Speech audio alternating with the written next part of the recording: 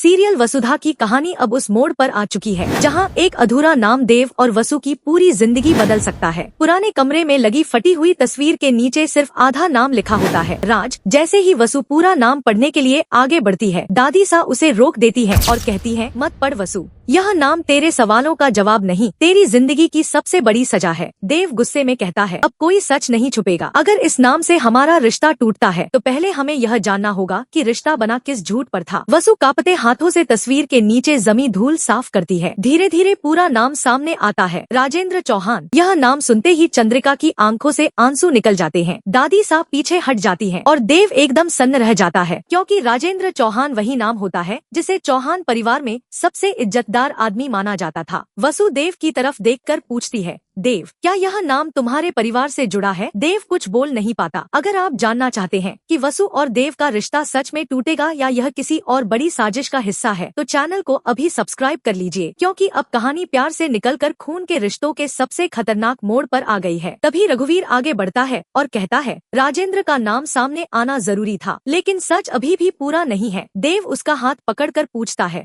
सीधा जवाब दीजिए, क्या राजेंद्र चौहान वसु के पिता थे? रघुवीर चुप हो जाता है। तभी चंद्रिका जोर से कहती है, नहीं, यह आधा सच है और आधा सच सबसे बड़ा झूठ होता है। वसु हैरान होकर चंद्रिका से पूछती है, तो पूरा सच क्या है? चंद्रिका रोते हुए बताती है कि वसु की माँ ने मरने से पहले एक बर्थ रिकॉर्ड छुपाया था। उसमें पिता का नाम लिखा था, लेकिन किसी ने उस रिकॉर्ड को बदल दिया था। यानी जो नाम तस्वीर के नीचे लिखा है वह सच भी हो सकता है और किसी की बनाई हुई चाल भी। देव तुरंत पुराने संदूक को फिर से खोलता है। उसमें से एक पुरानी हॉस्पिटल फाइल निकलती है। फाइल के अंदर बर्थ रिकॉर्ड होता है। सबकी सांसें रुक जाती हैं। देव कागज खोलता है। फादर नेम के सामने लिखा होता है, राजेंद्र चौहान। वसु की आंखों से आंसू गिरने लगते हैं। देव पीछे हट जाता है। कमरे में सन्नाटा छा जाता है, लेकिन तभी कागज के पीछे एक छोटा सा नोट चिपका मिलता है। उस पर वसु की माँ की हैंडराइटिंग में लिखा होता है, जिसने यह नाम लिखा है वही मेरी मौत का असली कारण है। अब कहानी फिर पलट जाती है। क्या राजेंद्र चौहान सच में वसु के पिता थे या किसी ने उनका नाम इस्तेमाल करके वसु की माँ को फंसाया? चंद्रिका क्यों कह रही है कि यह आधा सच है, और अगर यह नाम झूठ है तो असली पिता का नाम कौन छुपा रहा है? आने वाला ट्विस्ट देव और वसु के रिश्ते को तोड़ भी सकता है और चौहान परिवार का असली गुनहगार भी सामने ला सकता।